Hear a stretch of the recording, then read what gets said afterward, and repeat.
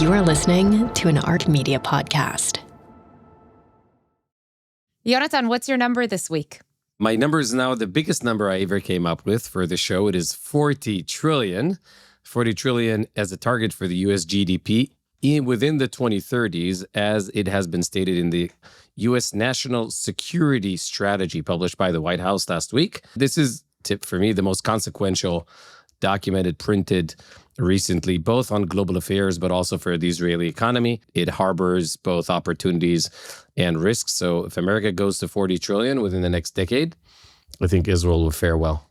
My number it's a big one too. It doesn't compete with yours size-wise, but it's 768%. This is the growth in private capital raised for Israel's defense tech between 2023 and 2024. We should know 2025 numbers pretty soon. And this is according to a report, by the way, by Jefferies Israel Group just last month in November. I would expect that we see similar, if not greater, growth from 2024 to 2025 in the sector. So whose number wins? I'm sticking to mine this time. I will give it to you. 40 trillion wins. And I think not just quantity, but qualitatively too, it is hugely impactful. As you said, the U.S., if it hits this target to Israel and other allies. So you win.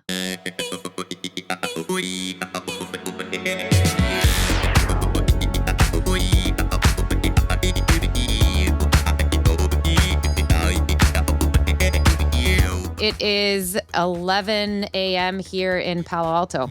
It is 9 p.m. here in Israel, and I apologize. I just literally came in through the door after a day at the Knesset, being held back in traffic for an ultra-Orthodox protest on the main road, and then the Israeli bracing for a storm, supposedly coming over the next couple of days. I did see some of the video footage from the flooding in Eilat. That was serious. So no joke there. But I want to get back to your number. Give us a little bit more of a glimpse into just the both direct and indirect impact here on Israel. There's a lot to unpack. It's a 30-page document. I enjoyed thoroughly reading it over the weekend. You have a weird taste in what you read, but okay, I'll... I think, honestly, I think, we are living in an era of an empire. And so the direction coming out of Washington is often sporadic and soundbitey. So to read President Trump and his team in a coherent kind of end-to-end document made a lot of sense. Now, I think for us, focusing on the Israeli economy, Israeli economy is an export-driven, tech-heavy economy. So it does matter a lot where America is going, and it does matter a lot what's the world order. Is it a world order of war, of peace, of growth, or of growing tariffs and competition that narrow the Israeli export capacity? And so my main takeaways from that are three as they relate to the economy. One, Israel is very small in this report. So is the Middle East. One of the critical pieces of American strategy is energy dominance. Not independence, energy dominance. And so that also relates to the fact that America is not willing to allow any other superpower to get entrenched in this region. The nation states around us get to be part of a group that the document calls sovereign states, whereby we don't care how you run your business, so long as your country is reasonably stable. The second piece is America's I would say recognition that it is in competition, not just for AI, but also for quantum computing and synthetic biology. So America doesn't have a competitor in space. It does apparently consider itself to be super safe in robotics, but not safe in AI, not safe in quantum computing research, not safe in synthetic biology. Super exciting for the Israeli economy because these are complementary dimensions. We just learned that Prime Minister Netanyahu is coming to meet President Trump on the 29th. There's an AI agenda.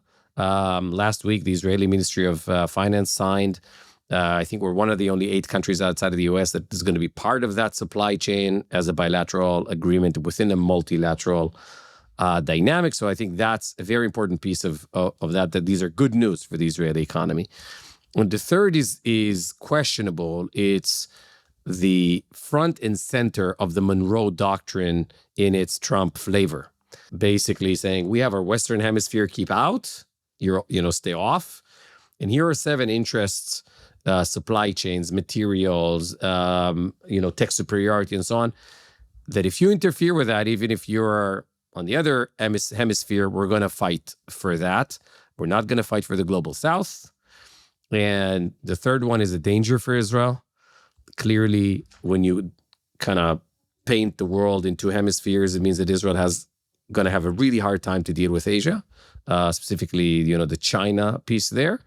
It does open the door to India, because there is a subset there that refers to India specifically and says the U.S. must make sure that India is part of the Quad in Asia and doesn't sort of develop its own independent interest. So I think that's also very good for the Israeli economy. So that's my read into that. Well, first of all, thank you for reading it so that the rest of us didn't have to. Much appreciated. I do want to say that what struck me in just reading about it is this emphasis on moving away from, which is not terribly surprising. Obviously, we've seen this repeatedly in President Trump's actions, but really moving away from we're going to export our system, our way of, our ideologies into the Middle East to really a more transactional kind of relationship, which again, we've seen that with Saudi, UAE, others. And I think that there are positives there for the stability of the relationship in the region. So there's that. We're going to move on to another, just a foreshadowing of what we're going to dive into in today's episode, which is a very meaty subject. It is Israel's 2026 budget, which was passed by the cabinet, just its kind of first step in the process just a few days ago. So we're going to talk over what you need to know, what's in, what's out, what's controversial, and what you can expect going forward for the next steps. But I think it's so telling as to, what the priorities are. By the way, I heard one Israeli journalist refer to it as the sweeping the dust under the rug budget. But, just as importantly, sometimes what's not in something is very telling as well. So, Yonatan, first, before we get into all of that, we want to take a look at some of the week's other pressing news, aka our big shorts, and of course, the latest on the WYNDEX, the What's Your Number index that tracks the performance of publicly traded Israeli-based or founded companies. Moving on to this week's WYNDEX, Yonatan, how are the numbers? So WYNDEX is continuing its recovery. We're nearing the end of year. So, we're going to see the photo finish of the three indices, the WYNDEX, the S&P, and the NASDAQ. So it's regaining back its status as the leader. Not yet there, but regaining. So 3.29 in the green this week, second consecutive week in the green, beating both S&P and NASDAQ. S&P growing almost 0.7% this week, NASDAQ at 1.39. I think the big news for me on the green side is that Monday.com bounced back at around 10%. This is important to see that the headwinds from AI are subsiding a bit. This is due mainly to a Guggenheim buy recommendation for the stock at a significantly higher price than it is right now. And that kind of drove Wall Street in terms of sentiment, and that was good to see.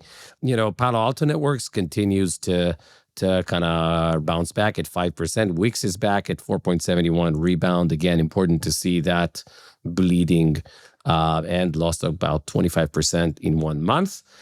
Lemonade had a roller coaster week, but it ended up on 1.09%. It's interesting to see where the industry and where Wall Street kind of judges Lemonade over the long run, 52-week run or year to date. It is performing super, super well. Elbit, talk about defense tech, is finishing with 3.5% rise due to what seems to be a higher demand for Israeli defense tech. We'll talk about it in the big shorts. So that's in the green, if you have any thoughts or kind of instincts on those. No, the only one is that I wanted you to say that Lemonade is looking bittersweet, but you said roller coaster. That's fine too. All right, what's in the red? Let's move on. So I think two interesting ones in the red. One is Zim.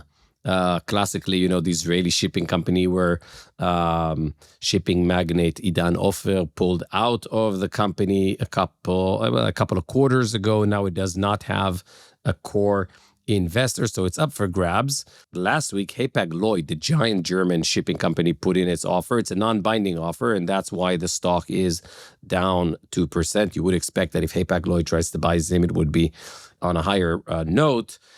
but there are also political issues. Zim has a golden share for the Israeli government, and so it's not an easy acquisition for a global player. And this is why the management buyout deal is actually unfavored by investors, because it's only the management that can possibly conduct that buyout. So, and I did see some headlines about the company sort of, weighing different options. Do we know who other potential buyers could be? So APAC came out, and that was big news. The core buyer is the management buyout. It's Rami Unger and the existing management. It seems, and we don't know all the details, that their offer came under the net cash on hand of the company. Basically, what some would call a predatory offer, basically saying, look, we're going to take this company private because no one's going to be able to buy it because of the golden share and so on and so forth. I'm not sure I buy that, but at the end of the day, these are the dynamics. Just to conclude, bottom of the WYNDEX this week are two cyber companies. And this is actually an interesting story. Possibly we're going to keep our eye on that. These are Varonis and Sentinel One, two of the sort of more veteran companies that IPO that have strong numbers on a quarterly basis, but are still kind of barely profitable or, kind of not profitable. And it seems like the market is penalizing cyber companies that are not, sending strong predictions and projections for their revenues and for their profitability, because this is becoming a very competitive market. There's actually an analysis in Wall Street this week comparing the Palo Alto Network and CyberArk acquisition that seems to have been digesting well in terms of where Wall Street is. We saw Wall Street kind of taking a step away from the stock, but definitely the street is preferring high profitability, high volume, continued beating of quarterlies type cyber dynamics than the sort of middle small cap. It actually is telling also for IPOs in this space. We heard Yevgeny a few weeks ago from Armis, which now sort of makes sense to me why he was looking for the $1 billion mark on the revenue side, saying this is a higher bar. Absolutely. And I think now I understand what he meant. Yeah, no, I think that was very, very telling. The good news for Israeli founded and based companies on the cyber side is that we literally have them all. There's the whole spectrum. No one's left out. Some will succeed and some won't, of course, as usual. Yeah. Let's move along to our big shorts. Our big shorts today are very Euro focused, but we'll move through them quickly because we have a lot to get to in the long play. First one is critical. German Chancellor Friedrich Merz has visited Israel just this week, met with Bibi and other senior Israeli officials, and also paid a visit to Yad Vashem. I'm curious to hear from you, Yonatan, about the timing of this, what he said about the temporary / partial arms embargo that we saw lifted last month once the ceasefire went into effect. But I know you've got some other takeaways, so give us just your quick take on this visit. So we had an episode about Germany a few months back. We focused on it. I think those who've listened or have watched, would gain an interesting insight into the visit right now. Merz is a consequential leader for Europe. He is, a transformative leader for Germany. He just passed a historic budget as well last week. So he's coming to Israel after he passed his own with 180 billion euro of added debt, new debt. Yeah. $250 billion of military spending in the next few years, over $500 billion over a decade committed now and budgeted. And by the way, he's coming after last week, Arrow 3, the Israeli air defense system, was embedded on German soil. As my wife's grandfather wrote to me, he's 100 years old, he's a Holocaust survivor from Germany. It is unthinkable that the grandchildren of those who ran from the Holocaust have built a system that is now protecting German soil. It seems like Germany is kind of thinking through where it wants to end up. The Chancellor paid a very close visit to President Erdogan of Turkey a few weeks ago, and then Hakan Fidan, the famous and illustrious foreign minister, ex-head of Turkish CIA, visited Germany a few days before the visit in Israel, seeking to be part of what's called SAFE, which is the European defense sort of pact for technologies, and so far been refused. It is important for Israel to make sure that the Germany that is being built now over the next 20 years is going to be the anchor of Europe, no matter what happens to the EU. Still sees Israel as its favored partner when it comes to the core strategic economic issues. It's AI, it's the marks, it's the ties and the bonds between the countries, and it has to go beyond defense. I saw Prime Minister Netanyahu, in the press conference yesterday. It seemed like, behind the scenes, there were very clear alignments. Although there's one thing to conclude with, and you've mentioned in terms of the embargo, the Chancellor did say, I regret I'm not able to invite you to reciprocate in Berlin because there is an ICC arrest warrant, and Germany sort of hints it's just not possible for Germany where it is right now in terms of, its role in the world to disregard an open ICC warrant. Although if you go back to President Trump's strategy, sovereignty over international bodies is again another theme there. And so, yeah, that's where we stand with Germany. It's an odd but a logical segue to our next big short. I realize that the Eurovision decision seems on paper to be less consequential than talking about ICC warrants and whatever else. But it is consequential. So this is our second piece here, which we'll dive into just very briefly. But a decision has been made to allow Israel to stay in the 2026 competition. On the one hand, sounds great. On the other hand, we saw several key countries, including Spain, Ireland, the Netherlands, basically show that there isn't an end to the politicization that we have seen. They're basically saying they're going to boycott the 2026 Eurovision because Israel is allowed to still compete. And so what I really want to get at here is this question of, the threat of international isolation, and that seems to still be alive and well. We're seeing it in different forms. So curious to hear from you, Yonatan. Maybe I'm making too much of a big deal out of it, but it feels big. I agree. And I think there are obviously two ways to look at it. I mean, first, we're seeing what Professor Barak Oren, who was on the show talking BDS, predicted, right? That even when there will be a ceasefire, this is not going to go away. This is sort of the beginning of a new chapter of anti-Semitism. And I agree with that. I think, on the other hand, you see Israel fighting back in the EuroLeague. EuroLeague games are back to Israel this week. This is a European basketball, where Israel has a number of dominant teams. And you are seeing the Eurovision. Someone made a comment this week, which I appreciated about that. And I'm sorry for not remembering who it was. But the point was, there was an outrage in Spain that Israel had a team at the president's residence, President Herzog, dealing with this and creating alliances such that Israel would be able to continue to participate. They portrayed it as an Israeli, almost like an anti-Semitic trope of conniving Jews using the global Jewish power to make sure that they stay at the Eurovision. It's like, Jews can't defend themselves. I don't get it. Israel wants to be in the Eurovision. It is not expected of the president of Israel, who is a sort of, figurehead, to spend time on this spiritual capital. Of course it is. And I found that to be very telling and very revealing, right? The fact that from Spain and Ireland, it's how did the Israeli president pull the strings in Geneva to make It's the double standard that we've seen repeatedly over the last couple of years. Speaking of President Herzog, by the way, the other thing that was kind of going on in the background is, of course, this push to rename a park. Is it in Dublin? In Ireland, yeah, in Dublin, I think. Dublin, yeah. Okay, I believe it's in Dublin, named after his family name, and and it's not happening yet, but maybe it will. And there's been this kind of stuff again.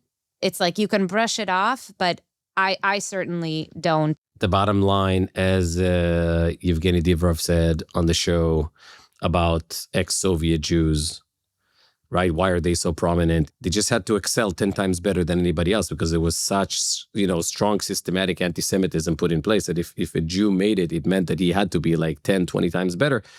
This is the world where Israel's going into. We're going to have no choice. But if we're in the Eurovision, we're going to have to outperform and do really well. If we're in basketball, we're going to have to do, to work twice as hard.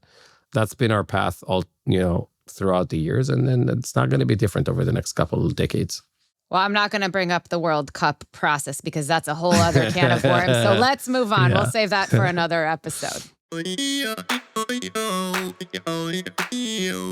All right, moving on to our long play today. We're exploring the recent passing of the Israeli 2026 budget by the cabinet. So just first step. And I want to start out by, Yonatan, just asking you, first question, give us kind of the, why is this budget different from all other budgets? What's different here, if anything at all? So first of all, it's a 660 billion shekel budget. It is the biggest ever in Israeli history. There's not been much rejection or objection to this budget, which is not a good sign. It means that there aren't, fundamental reforms going on. So I think it is consequential to the degree that the government is making its fourth year in office count. If a government of Israel by March 30th doesn't have a budget approved, then it immediately dissolves.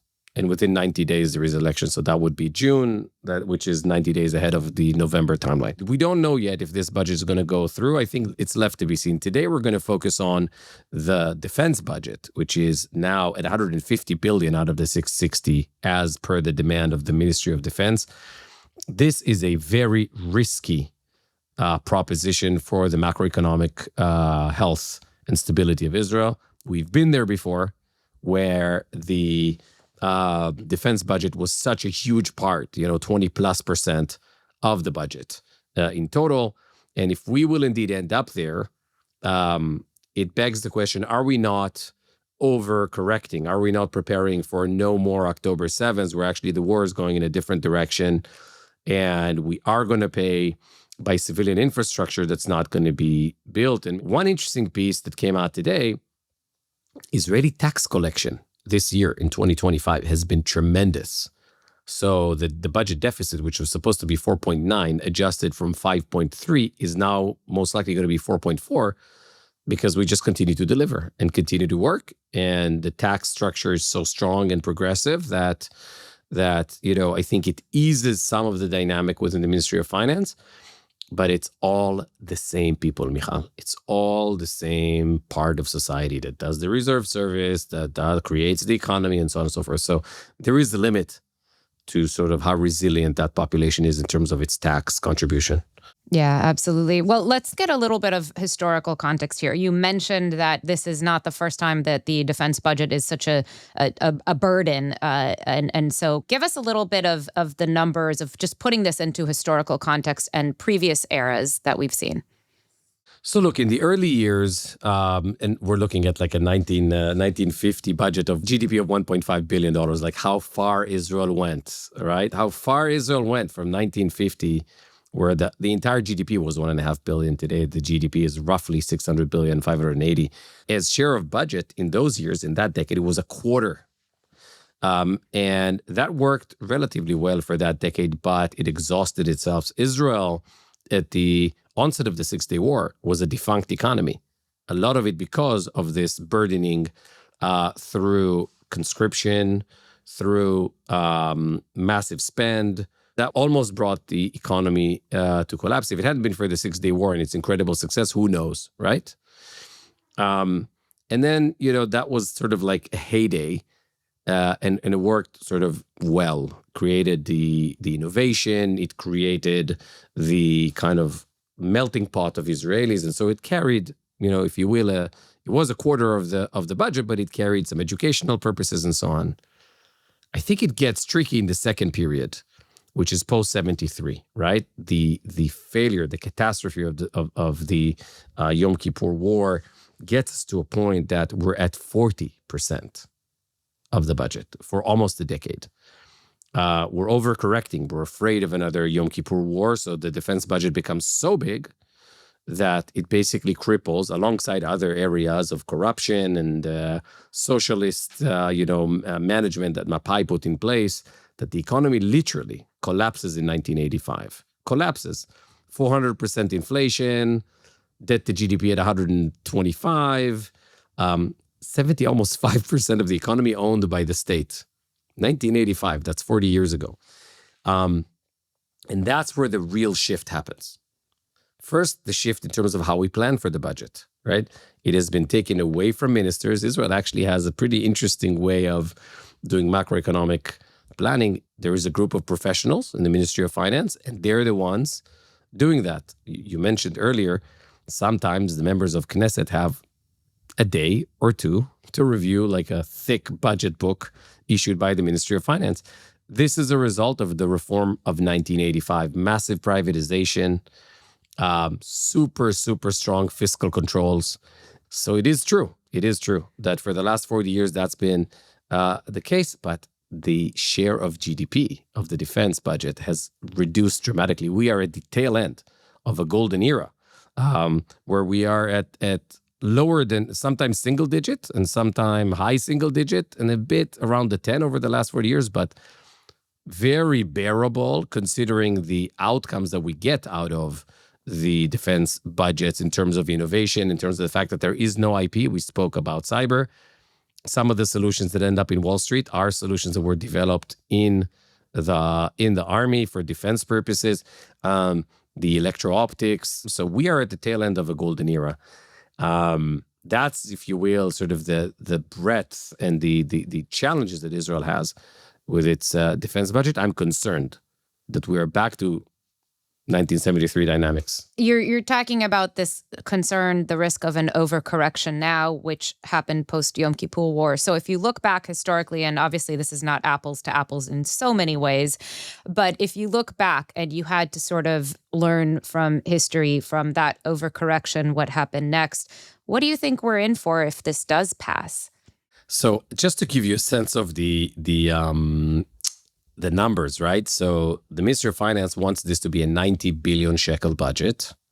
70% of this budget is salaries and pensions. It's a very challenging way of running a defense budget, right? The Ministry of Defense is saying, and it's so hard to fight with them these days. They're at 150, right? And this is without U.S. aid and military aid and so on. This is the core budget, and so. Just the difference, the 50 billion difference between the 140 and the 90, just the difference would be the third largest budget in the Israeli, crazy. Right? Almost 3 times the budget of the police. You can like triple the police size just with the difference. And if you look at, let's say, 10% of the difference, because this is kind of like they're haggling, right? And they'll meet some way, 80-20, just 10%, 5 billion shekels, like $1.5 billion. That gives you like almost doubling of the nursing, power in Israeli hospitals. It allows for you to increase the salary of teachers so significantly. Like these are big numbers. And so we will see an increase in the defense budget, that's for sure. But at some point, given that the upper middle class in Israel is like paying almost 70% of the taxes right now in Israel, keeping that tax intact while keeping civil services at a beyond reasonable level and getting defense, the three don't add up. Mm-hmm. You want to get a high defense budget and you want to get high civilian infrastructure, dynamics, you got to increase taxes somehow, right? Or come up with sources of income or, use cushions, which I don't think we should. Yeah, well, I think this is the reason why, as I said earlier, one Israeli journalist referred to it as the sweeping the dust under the rug budget. But so on the kind of the bringing in revenue side, mm-hmm. Are there any reforms here, even small? I mean, I did read there's dairy, right? This is near and dear to your heart. There's something there on dairy, at least. Look, dairy... It's a controversial issue. It's a broader issue in terms of reforms that had to happen around the Israeli agriculture sector that is non-competitive anymore. And I think there are 3 topics to end with here. One, you can't reconcile these types of budgets when the ultra-Orthodox challenge remains intact, right? Because suddenly you get also into fairness questions, right? Because you're saying, look, I'm willing to pay 2% more taxes. Like I'm willing to get like 62, 63% net taxes, right? This is what happens if you're, upper middle class in Israel. But I'm not willing to do that if the ultra-Orthodox don't do their fair share. So I think that's a huge problem. 2026 is going to be a year where this becomes an issue. The second piece is in 2028, we're going to end the military aid package, the $3.8 billion per year from the U.S. This is going to become, again, controversial. There are already different formats of managing that. It's no longer going to be aid. This has to do with America first. It has to do with sort of the American left saying, why do we support Israel with $4 billion a year? And the American right saying, why do we even support anybody with $4 billion, right? Like, And at 600 billion GDP, I think they're right. There shouldn't be military aid to Israel.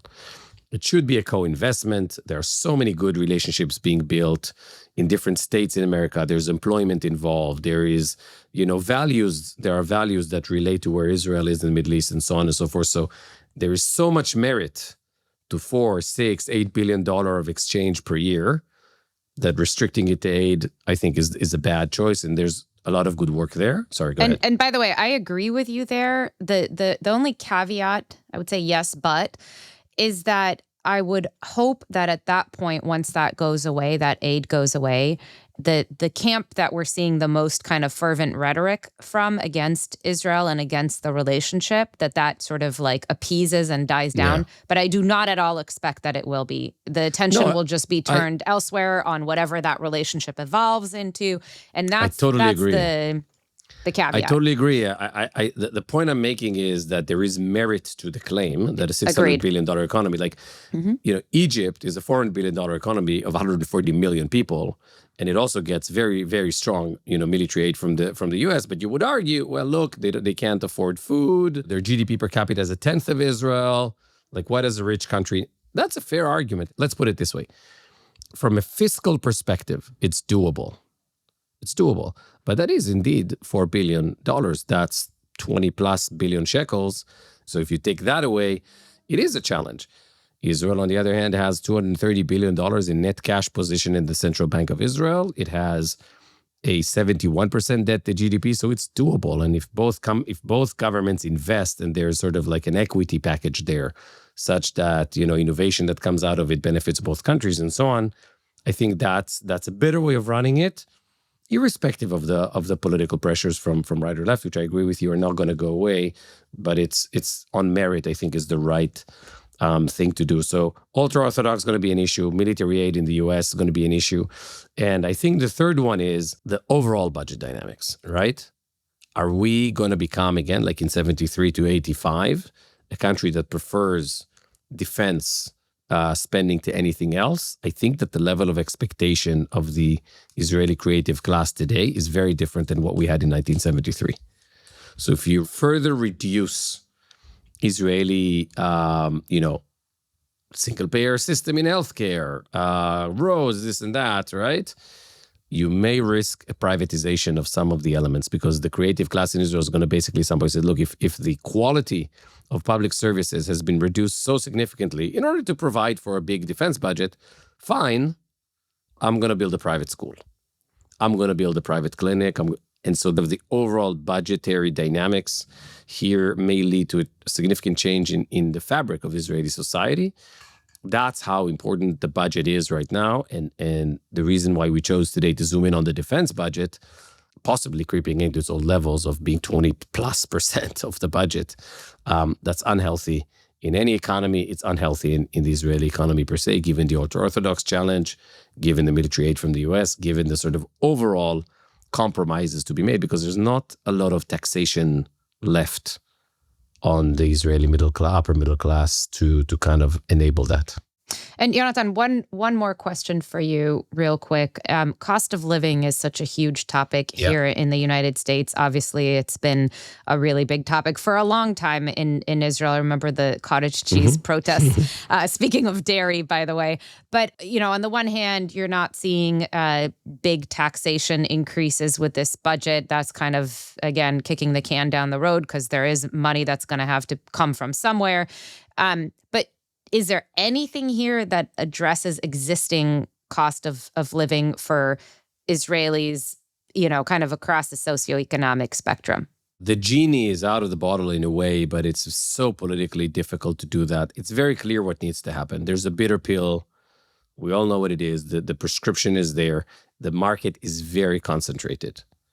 When it comes to cars and mobility, you have X amount of families that control the import of cars, spare parts, blah, blah, blah. Therefore, 12% of the income of the country from taxes is related to private cars, gasoline, taxes. There's almost 100% purchase tax on cars in Israel. They cost double than they cost in the US off the bat, even as they land at the port, right? So it's very clear how you do that, but you're going to have to fight with dominant families in the economy, I don't see political will or capacity to do that in the next couple of years. I will say, on the other hand, and this is a very positive message, I think that a society that is now in its 1,000th day of adversity. First year of this government was, the attempt to change the foundation of the judicial system. 10% of society were on the street day in, day out. Usually countries, have regimes or governments collapse. None of that happened. Then the October 7th invasion, the terror, the rape, whatnot, the war in Gaza, people came in. It's, again, the same people.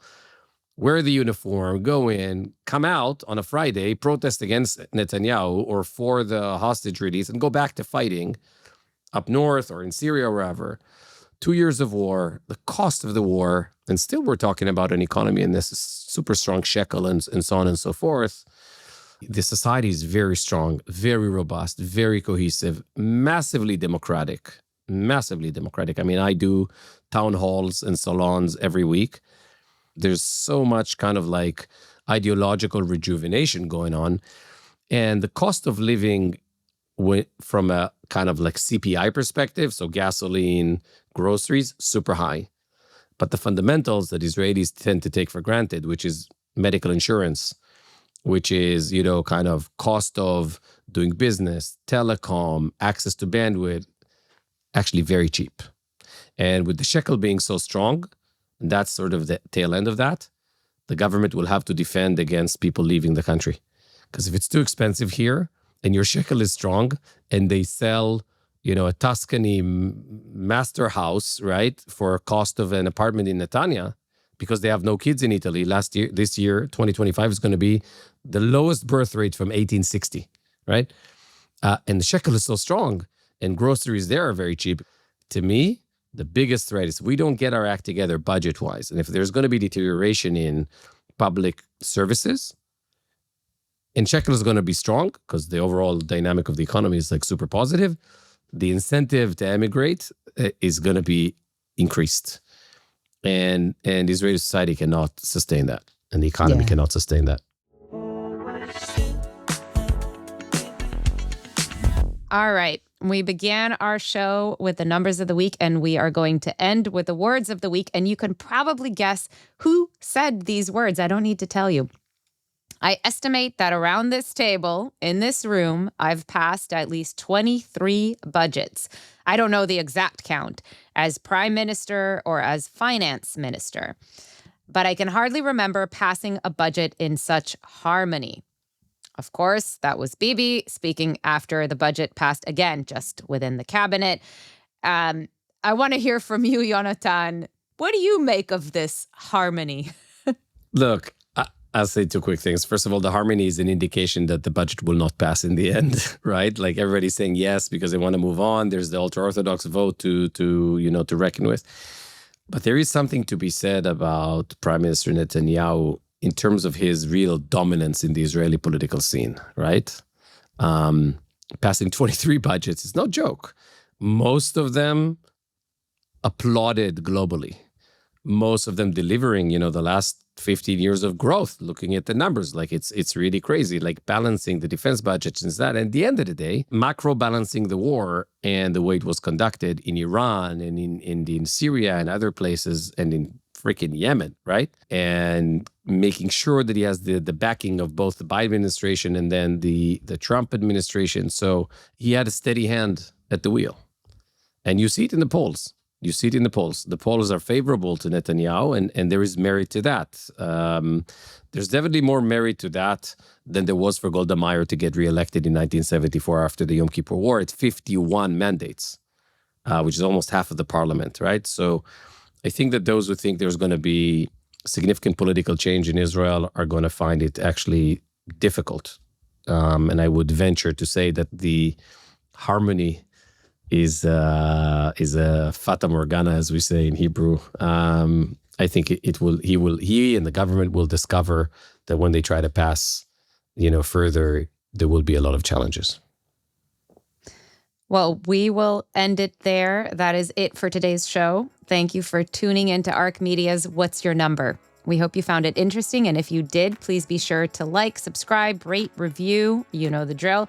Most importantly, please share it with others who you think will find it interesting. And if you want to make suggestions or share your feedback with us, please reach out to us at whatsyournumber@arcmedia.org.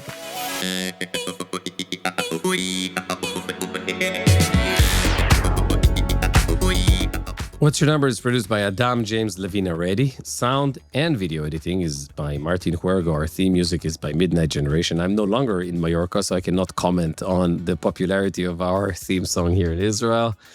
Yonatan and Diri, see you next week, Michal. I'm Michal Avram. See you next week, Yonatan, and everybody listening. This podcast offers general business and economic information and is not a comprehensive summary for investment decisions. It does not recommend or solicit any investment strategy or security.